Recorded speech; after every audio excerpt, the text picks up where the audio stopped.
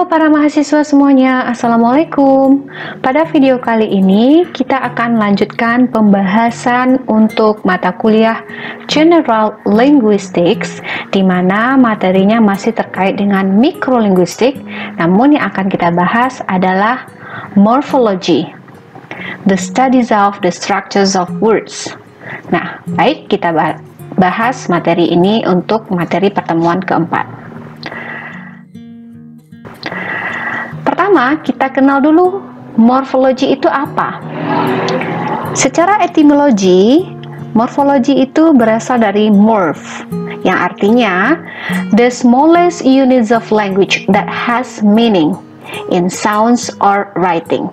Artinya adalah unit terkecil dari bahasa yang memiliki makna berupa bunyi dan dapat dituliskan. Sedangkan logi merupakan a particular branch of field or learning, merupakan cabang ilmu atau pelajaran. Nah, kalau begitu, morfologi adalah ilmu yang mengkaji tentang unit terkecil dari bahasa yang memiliki makna.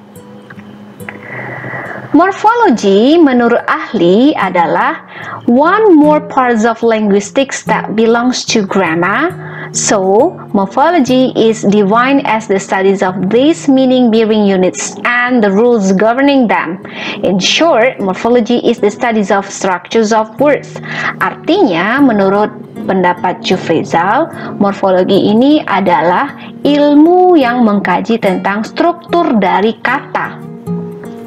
Kemudian menurut ahli lainnya, Hamawan, morphology is the study how words are built of form meaning units, and the studies is aimed to describe the structures of words and patterns of word formation in a language. Nah, morfologi mengkaji tentang struktur kata dan pattern dari pembentukan kata di suatu bahasa. Patterns itu rule-nya, bentuk-bentuknya gitu ya. Kemudian menurut Gertz tahun 2012, morphology is the sub-disciplines of linguistics that deal with such pattern. Nah, morfologi masih berhubungan dengan pattern. Dan menurut pendapat Hamawan pada tahun 2011 kembali, morphology is also the studies of form meaning relationship between lexical units and their arrangements in forming words. Artinya morfologi ilmu yang mengkaji hubungan antara unit leksikal dan pembentukan dari kata tersebut. Nah, kalau menurut ahli linguistik orang Indonesia, Krida Laksana, morfologi adalah bidang linguistik yang mempelajari morfem dan kombinasi-kombinasinya. Dari sebanyak pengertian ini, dapat kita simpulkan morfologi merupakan bidang ilmu linguistik yang termasuk bidang ilmu mikro, yang dikajinya adalah bagaimana suatu kata terbentuk dan bagaimana form kemudian pattern-nya di dalam suatu bahasa yang memiliki makna. Baik, my awesome student, sekarang kita bahas apa sih yang akan dijelaskan tentang kajian morfologi ini. Yang pertama adalah kita mengenal morpheme, dan yang kedua kita mengenal word formations. Morpheme ini terbagi atas free morpheme dan bound morpheme. Free morpheme juga dibagi atas lexical morpheme dan functional morpheme. Sedangkan bound morpheme juga dibagi atas the reflexional morpheme dan inflectional morpheme. Nah, nanti kita kaji satu-satu ya, tentang free morpheme, bound, lexical, functional, derivatival, and inflectional. Sekarang kita lihat word formation, proses pembentukan kata. Ada compounding, affixation, conversion, proper noun, abbreviations, coinage, reduplication, false etymology, dan ini semua termasuk ke dalam word formation, proses pembentukan kata. Namun masih ada lagi cara atau proses pembentukan kata selain dari yang dijelaskan ini. Silahkan nanti cek buku terkait dengan word formation dan tergantung kepada ahli atau pakar. Now, kita bahas dulu morpheme. Apa sih itu morpheme? Menurut pendapat Jufrizal, morphemes are the smallest meaningful units of language. Morpheme merupakan unit terkecil yang memiliki makna dari suatu bahasa.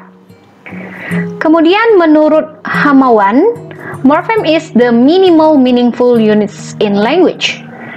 Meaningful units berarti unit yang memiliki makna atau unit terkecil yang memiliki makna.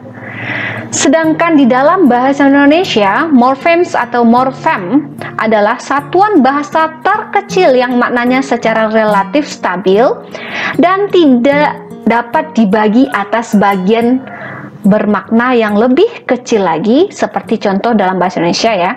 Ter, itu nggak bisa kita kecilkan lagi. Di, tidak bisa dikecilkan lagi. Pensil, tidak bisa kamu bagi menjadi pen dan sil. Dan kalau contoh dalam bahasa Inggris misalnya akhiran S, akhiran LY, akhiran NES, bok. Kata bok tidak bisa kita bagi lagi menjadi bok tambah ek, tidak. Ini namanya suffix. Baik, sekarang kita bahas mengapa morfem itu dikatakan is smallest meaningful units of language. Mengapa morfem dikatakan unit terkecil yang memiliki makna dari suatu bahasa. Yang pertama, dikatakan dia minimal karena tidak bisa dibagi lagi menjadi unit terkecil. Nah, dan dikatakan dia bermakna karena it stands for something conceived in speaker's meaning. Artinya, ini benar-benar sudah tersusun dan memiliki makna dari penutur atau sudah dipahami.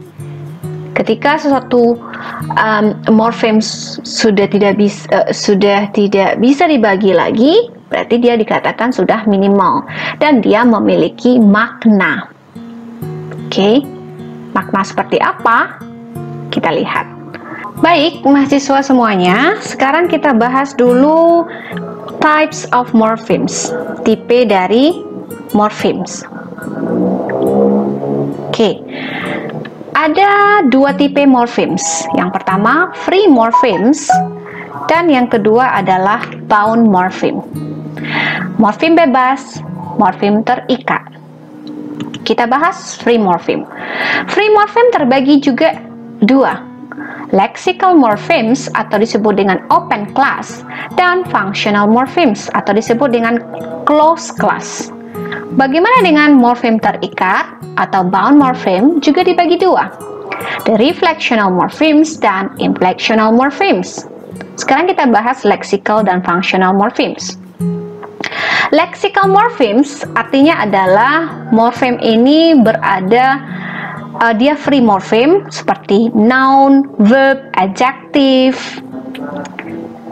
dan dia bisa berdiri sendiri. Sebagai contoh, happy. Kata happy tidak bisa dibelah lagi.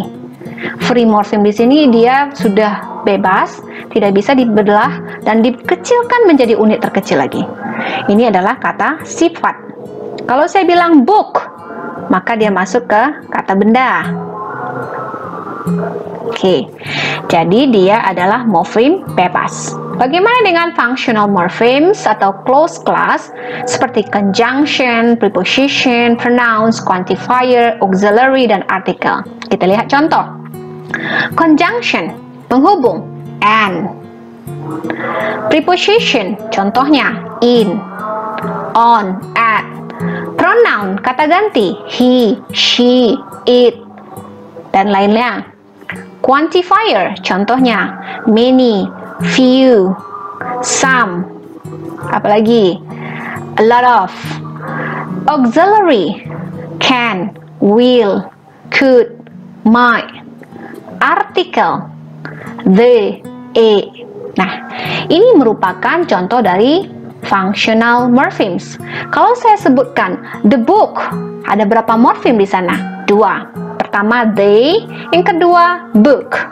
They termasuk functional morphemes, di mana dia termasuk artikel, sedangkan book termasuk lexical morpheme, di mana dia kata benda. Dan the book menjadi noun phrase, frasa nomina. Kemudian, bagaimana dengan bound morpheme? Frasa terikat. The reflectional morpheme merupakan morfem yang mengubah kelas kata.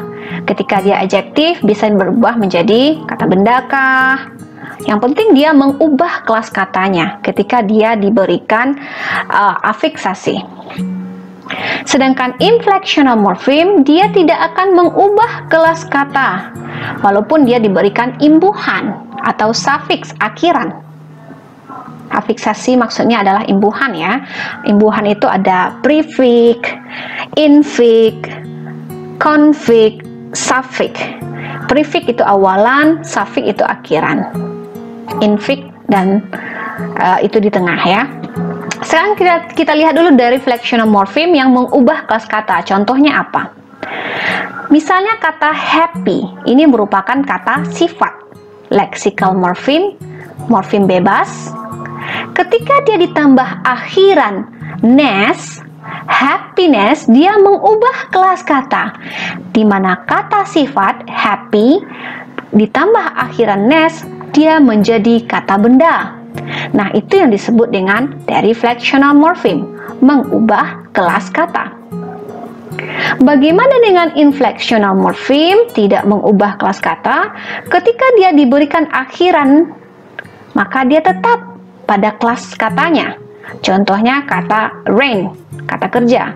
Ketika kita jadikan dia past tense ditambah akhiran ed atau suffix ed, maka dia tetap menjadi kata kerja. Kata kerja tetap menjadi kata kerja, namun hanya berubah secara tensesnya. Ini digunakan present barangkali, dan ini digunakan dalam bentuk past atau perfect. Begitu juga dengan read. Ini adalah kata kerja. Ketika dia ditambahkan akhiran ing, dia tetap menjadi kata kerja. Reading. Apakah dia mengubah makna? Tidak. Dia tetap membaca. Kalau di sini senang menjadi kebahagiaan. Nah, segitu. Jadi, akhiran ed, ing, s, is itu tidak mengubah kelas kata, di mana dia termasuk ke dalam inflectional morpheme.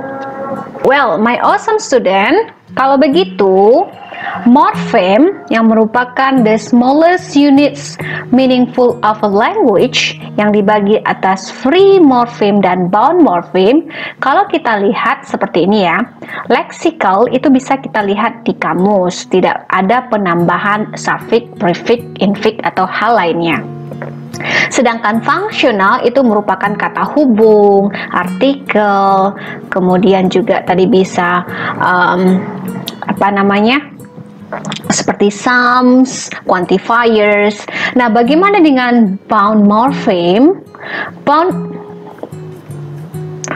Well, my students, sekarang kalau begitu, ini bentuk sederhananya ya.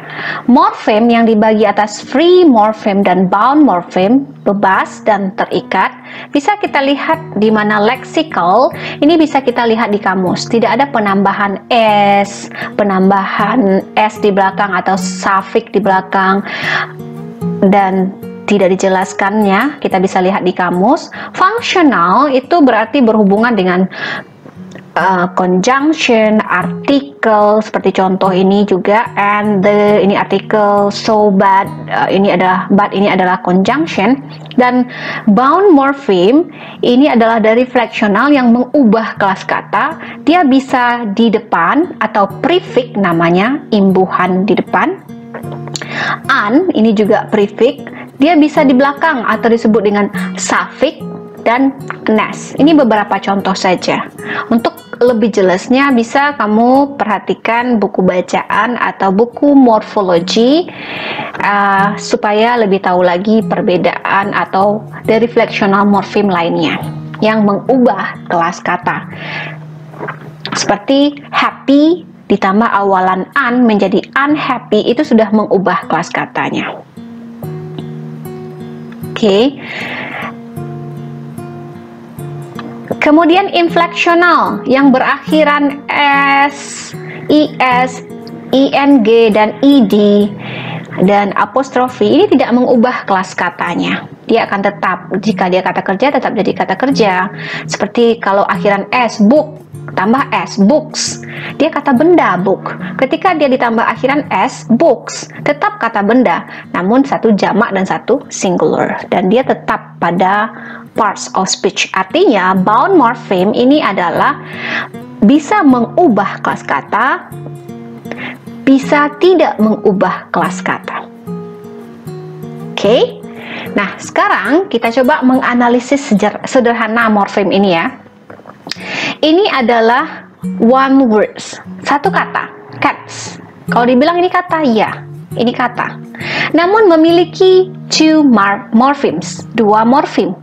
Satu, cat, yang morfem keduanya adalah s. Dan mana yang disebut dengan morfem terikat? S ini, akhiran ini, atau disebut dengan suffix. Suffix ini jika dia tidak dilekatkan dengan kata cats, dia tidak bisa kita maknai, hanya dibilang bahwa ini morfem terikat. Maka disebut dengan morfem terikat karena dia harus dilekatkan dengan bentuk kata lain, baru dia memiliki makna yang utuh. Sedangkan free morfem, dia morfem bebas, tanpa ada melekat bound morfem, dia memiliki makna yang utuh. Ketika orang bilang cat, orang tahu maknanya adalah, atau kita tahu sebagai pelajar bahasa Indonesia, kita tahu ini artinya adalah kucing. Free morpheme, kita cari di kamus ketemu, maknanya kucing, dia bebas. Dan bound morpheme, kalau kita cari S di kamus, dia akan disebut adalah alfabet. Namun ketika ini adalah disebut bound morpheme, diikatkan dengan free morpheme, maka dia menjadi penunjuk bahwa S ini bound morpheme, penunjuk bahwa dia berakhiran S berarti jamak. Kucing ditambah S berarti kucingnya lebih dari satu. Nah, begitu. So, bound morpheme diulangi lagi adalah morfem terikat ke dalam free morpheme. Paham? Semoga paham ya penjelasannya. Jadi kalau ditanya berapa jumlah morfem dari kucing, ya dua. Kucing pakai S, cats, ada dua, free dan bound morfem. Nah sekarang kita ditanya lagi deh, S ini bound morfem termasuk morfem mana? Karena bound dibagi dua, ada derifleksional sama infleksional. Apakah cats ini ditambah S mengubah kelas katanya? Jika tidak, maka dia termasuk infleksional bound morpheme. Ini benda, kata benda, ditambah akhiran S tetap kata benda, kucing juga ya. Nah, kalau begitu dia adalah infleksional morpheme atau di atasnya adalah bound morpheme. Jadi saya menyebutnya infleksional bound morpheme. Baik, semoga untuk lebih paham lagi, kita lihat perbedaan tipe morfem lagi ya. Ini namanya berbeda-beda gini, tapi intinya sama. Saya ingin melihat pemahaman kamu. Ada dua, lexical morpheme itu bagian dari free morpheme, grammatical morpheme itu bagian dari bound morpheme. Nah, lexical morpheme it has dictionary meaning. Nah, maknanya terdapat di dalam kamus. Sedangkan grammatical morpheme yang merupakan bagian dari morfem terikat, it performs as strictly grammatical functions, yaitu menunjukkan fungsi gramatikal dari suatu morfem. Contohnya bagaimana? Happy, ini kata sifat. Kita bisa temukan di kamus maknanya. Ketika kita mengubahnya atau menambahkan akhiran ly di belakangnya, maka dia mengubah kelas kata. Adjektif menjadi adverb. yang mengubah kelas kata itu disebut dengan bound morpheme tadi. Ya, ada dua bound morpheme, inflectional sama deriflectional. Kalau dia mengubah kelas kata, maka dia termasuk deriflectional morpheme. Kata sifat menjadi kata keterangan. Jadi hanya gara-gara suffix aja maknanya berubah, kelas katanya juga berubah. Jadi kalau begitu intinya kenapa kita belajar morfem ini? Sebagai guru atau calon guru bahasa Inggris, kamu akan tahu nanti apa perbedaan suatu kata, atau kita bisa menjelaskan ke murid bahwa ibu, kenapa ini maknanya happy bu? Iya, kenapa ini adjektif bu? Bisa kita jelaskan dengan strukturnya, morfemnya. Ini bebas. Kenapa akhiran ly itu adverb bu? Ya, karena beberapa ciri kata keterangan itu adalah, kalau ke siswa lebih sederhana kita menjelaskan, berakhiran ly. Nah gitu. Contoh lebih lanjutnya bisa lihat di buku ya. Oke, kita coba analisis lagi sedikit lagi. Morfem itu tadi ada yang suffix di belakang, akhiran, ada yang prefix, awalan. Nah, prefix sama suffix ini disebut dengan afiksasi, imbuhan kalau diterjemah di dalam bahasa Indonesia. Bahasa Inggris juga ada imbuhan. Ketika dia di depan, maka dia prefix. Ketika dia di belakang, maka dia suffix atau akhiran. Yang di tengah inilah yang disebut dengan root dari kata. Contoh lain, an disebut prefix, able disebut suffix. Read-nya ini adalah root dari suatu kata yang panjang ini. Nah, kalau begitu, kalau kita tulis read saja, dia disebut dengan free morpheme atau lexical morpheme. Ketika ditambah awalan an ini memiliki makna, yaitu not. Namun dia harus dilekatkan dengan rootnya. Unread menjadi not read. Begitu juga dengan able. Able memiliki makna, yaitu can be done, bisa dilakukan. Ketika dia dilekatkan dengan rootnya, maka dia bisa readable, bisa dibaca. Nah, jadi awalan dan akhiran membantu kita menterjemah sebagai pelajar bahasa Inggris atau students yang belajar bahasa Inggris. Ini, jadi kalau kita buat analisisnya, ada berapa morfem? Ada 3 morfem. Apa penjelasannya? Free morfemnya adalah kind, bound morfemnya adalah an dan ness. Free morfemnya read, bound morfemnya an dan able. Nah, mana yang mengubah kelas kata? Itu disebut deriflectional morpheme. Ness mengubah kelas kata iya. Able gimana? Iya juga. Jadi ini adalah termasuk dari, kalau di semua ini ada 3 morfem yang termasuk ke dalam bound morpheme. Oke, sekarang kita lanjut supaya agak paham lagi kajian seperti dalam morfologi itu. Morphemes tadi minimal units of a language. Kemudian dia ada morph. Tadi apa arti dari morph? Itu adalah unit terkecil ya. Dan allomorph. Allomorph itu apa? Ini harus kenal juga. Allomorph adalah any variant form of a morpheme. Merupakan variasi bentuk dari morfem. Variasi bentuk dari morfem ini seperti apa? Penunjuk dia plural. Nah, penunjuk plural ini dalam bahasa Inggris kan diakhiri oleh s dan diakhiri oleh es. Relies through many allomorph. Akhiran s yang menunjukkan plural di dalam bahasa Inggris untuk suatu kata benda itu memiliki variasi bentuk. Di dalamnya yaitu ada s, ada untuk akhiran s dulu ya, s, ada, ini cara membaca, z dan is. Nah, untuk membaca S itu bisa dibaca dengan Z nantinya dan dibaca dengan S. Dan untuk IS dia dibaca dengan is. Nah, ini adalah allomorph dalam bahasa Inggris. Kalau dia past tense, dia berakhiran ed, ed, dia berakhiran ed tapi dibaca deh, dia berakhiran ed tapi dibaca teh.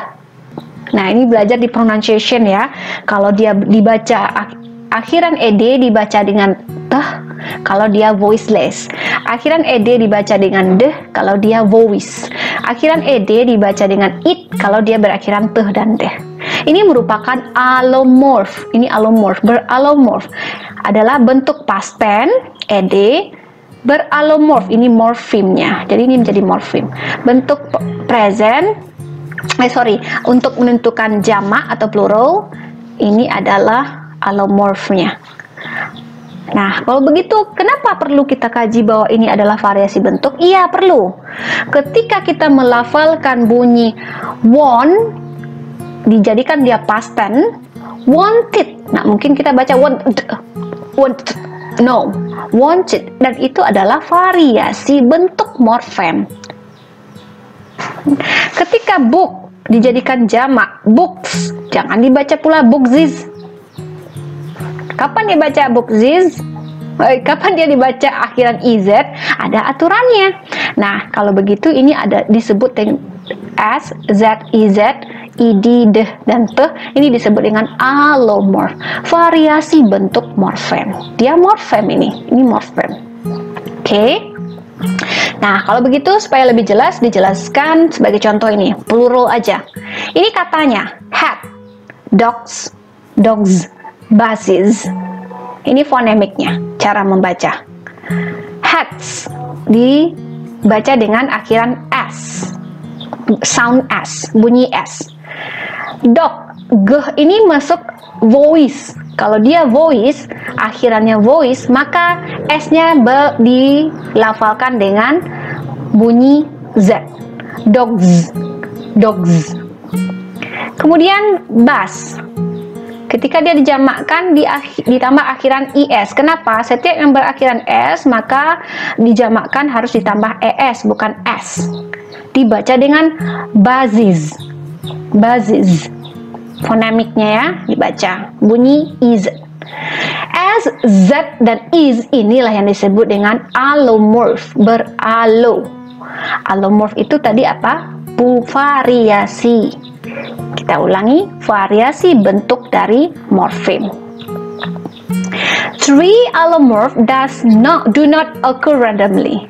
Which allomorph occurs depends on phonetics environment. Maksudnya di sini adalah ketiga allomorph ini tidak bisa terjadi secara random. Allomorph ini, yang tiga ini, dia terjadi tergantung kepada environment-nya, lingkungannya. Ketika dia diakhiri oleh bunyi teh, maka dia harus dibunyikan s. Ketika dia diakhiri oleh, ini voiceless ya, diakhiri oleh bunyi voice atau bergetar, maka dia harus dibaca dengan z. Ketika dia ditambah is, maka dia harus dibunyikan dengan iz. Maka disebut tergantung lingkungannya. Oke, sekarang kita masuk ke contoh lain supaya lebih paham lagi. Unhappiness. Unhappiness ini dibagi atas atau terbagi atas, broken down into three morphemes. Unhappiness. Happy menjadi roots, ini prefix dan ini suffix. Happy cannot be broken down into small morpheme anymore. Jadi ini nggak bisa kita belah lagi menjadi morfem lainnya. Oke, paham ya? Semoga paham. Kita bahas yang pembagian kedua. Setelah kita bahas morpheme, kita bahas word formation. Apa itu word formation? Word formation adalah the creation of new words. Menurut pendapat ahli, word formation merupakan proses pembentukan dari suatu kata. Nah, sekarang kita bahas satu-satu dulu. Ini yang dijelaskan ini belum semua dari word formation ya. Kamu bisa baca lagi dari sumber lainnya. Yang pertama, compounding. Compounding merupakan the combination of two independent words, three morphemes. atau kombinasi dari morfem bebas. Contohnya guest house. Ini berasal dari morfem guest dan morfem house, sehingga dia digabungkan menjadi compound words. Kemudian afiksasi. Affixation contohnya prefix, suffix, confix, infix seperti yang dijelaskan sebelumnya. Namun ini juga proses dari pembentukan kata atau word formation. Contohnya unhappy, happiness. Happy kata dasarnya ya, kemudian ditambah prefix menjadi unhappy, jadi membentuk kata baru. Conversion itu apa? Sama dengan zero derivation, atau artinya kelas kata yang tidak ditambah suffix, atau bahasa Inggrisnya seperti ini. It is the change of words class without the additional of formal suffix. Contohnya ini, to cheat and a cheat. Ini bukan suffix ya, bukan akhiran, bukan imbuhan, tapi pertama dia to cheat merupakan kata kerja. Ketika dia menjadi ditambah artikel a cheat, ini adalah kata benda. Ini adalah kata benda. Jadi kalau begitu termasuk conversion. Atau contoh lainnya lower adverb, lower ya, from adjective to adverb to verb ya. Lower adjective form, kemudian to lower adverb atau verb form. Nah, itu disebut dengan conversions. Proper noun itu merupakan kata yang berasal dari nama tempat, nama penemuan, nama aktivitas yang dinamakan kepada persons atau nama tempat juga ya. Itu proper noun, dan proper noun ini harus ditulis dengan huruf besar. Oke, seperti nama Washington DC itu berasal dari nama orang George Washington. Sekarang dia menjadi nama suatu tempat Washington DC. Ya, abbreviation itu ternyata dibagi 4 menurut pendapat yang dikutip dari pendapat Scandals tahun 2001. Ada clipping word, blending words, acronym, dan initialism. Clipping word ini apa? Clipping word itu adalah syllables are cut off from a words. Ya, bahasa Inggris itu memiliki silabel. Kalau bahasa Indonesia disebut dengan silaba, suku kata. Suku kata itu dipenggal sehingga dia menjadi kata lagi. Contohnya bicycle, dipenggal, bicycle, dipenggal sebagian silabelnya menjadi bike. Examination, exam satu silabel, mination, dipenggal silabelnya atau kelas suku katanya, maka jadi exam. Itu yang disebut dengan clipping words. Blending words. Blending words ini adalah suatu kata yang dibentuk dari keberadaan suatu kata lainnya. Kemudian dia dikombinasikan. Ini ada 2 kata. Kemudian dia dipotong sebagiannya dan dikombinasikan. Itu yang blending. Contohnya breakfast dan lunch. Brunch. Ini berasal dari breakfast and lunch. Mana yang diambil? Untuk breakfast hanya diambil B dan R saja, dibuang. Sedangkan untuk lunch dibuang L-nya, hanya diambil lunch-nya aja. Jadi brunch. Oke, akronim. Contoh lainnya branch, selain branch apa? Seperti block. Block. Block itu berasal dari web dan lock. Hanya diambil dari block webnya, diambil B-nya saja. Lock-nya diambil semuanya. Block. Jadi kalau kamu kenal block itu berasal dari web dan lock. Ya. Acronyms. Acronyms ini full words form from the initial letters. Ini acronyms of another words or major parts of a compound terms and pronouncing them like words. Ya, diambil dari penggalan katanya ini, initial letter, namun dilafalkan seperti kata, melafalkan kata. Radio detecting and rangers. Kita bacanya radar, nggak ada kita baca dengan R A D A R, enggak. Itu yang acronyms, dibaca seperti kata. Contohnya kalau kampus di Sumatera Barat itu UNAN, Universitas Andalan. Nggak ada kita baca UNA, enggak gitu ya. Nah, initialism sini mirip-mirip ya. Kalau ini juga penggalan dari inisial-inisialnya, namun dipronounce separately, diujarkan secara terpisah-pisah. BBC, British Broadcasting Corporation. Kalau di bahasa Indonesia, kalau di contoh kampus di Sumatera Barat, UNP. Nggak ada kita baca UNP, enggak ya. Jadi initialism dibaca separately. Oke. Kemudian coinage. Nah, coinage itu apa? Words can also be created without employing any other words or words parts already in existence. They may be created of thin airs, atau ini bisa tercipta gara-gara derive from advertising industry.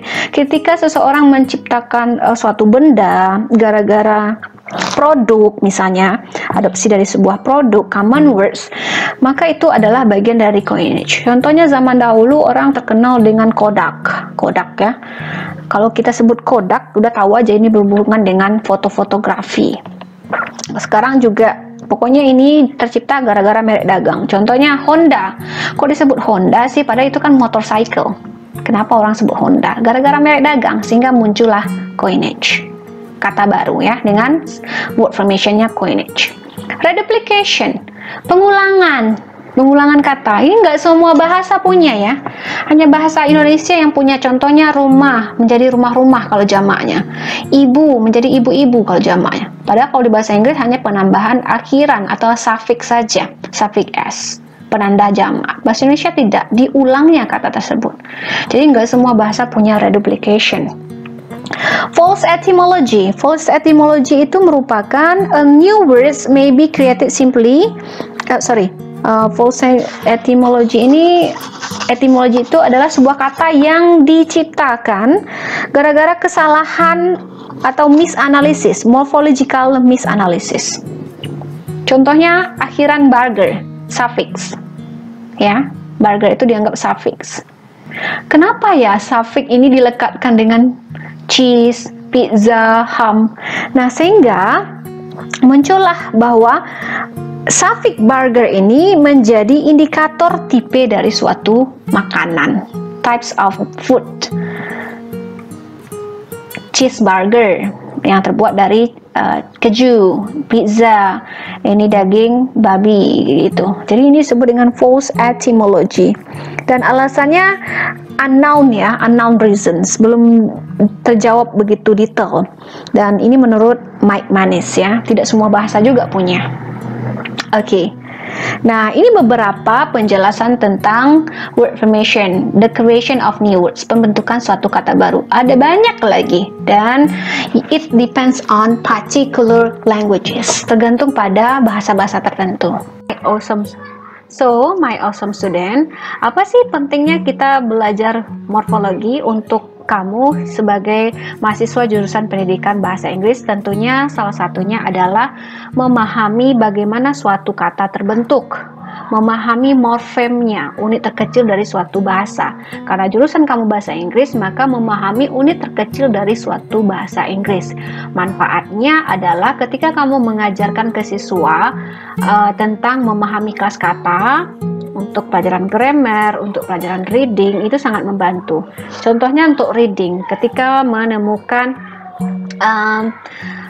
kata atau menemukan sinonim, kadang awalan, akhiran, suffix, prefix itu, suffix and prefix membantu kita menemukan makna dari suatu kata. Dan untuk pelajaran grammar juga membantu kita. So, my awesome students, itu salah satu fungsi atau manfaatnya ya. Dan manfaat lainnya banyak lagi. You can find it and then you can feel it. Kamu bisa menemukannya dan merasakannya setelah memahami konsep dari morfologi. Nah, apa tugas kamu adalah mengidentifikasi morfemes yang ada pada kata-kata di bawah ini. Ada 5 soal yang saya berikan, atau 5 kata: key, stronger, unbelievable, talkative, dan rereading. Coba kamu identifikasi berapa jumlah morfem yang ada pada kata ini, Kemudian dia morfem apa saja atau tipe morfem apa saja yang include di dalam kata ini, apakah dia bound morfem, free morfem, dari flexional, inflectional morphemes, lexical morphem atau functional morphem, adakah di dalam kata ini? Tolong dijelaskan. Artinya kamu membuat analisis sederhana terkait kata 5 kata ini dan menemukan morfemnya. Oke, my awesome students, paham? Dan soal lainnya juga sudah tersedia di e-learning, silakan dibaca. Dan ini merupakan bibliografi kita atau buku pendukung. Kamu bisa baca buku Grammar of Word, Morphology in English, Introduction to General Linguistics, dan Kamus Linguistik. Ada lagi buku-buku yang terkait, kamu silakan cek di e-learning, saya sudah masukkan. Dan yang paling penting jangan lupa mengerjakan tugas. Oke, my awesome students, sekian dulu penjelasan tentang morphology. Di mana yang kita bahas di sini adalah tentang morpheme dan word formation. Semoga pembahasan ini bermanfaat dan bisa diterapkan dalam pembelajaran bahasa Inggris. Thank you for watching. See you for the next meeting ke-5.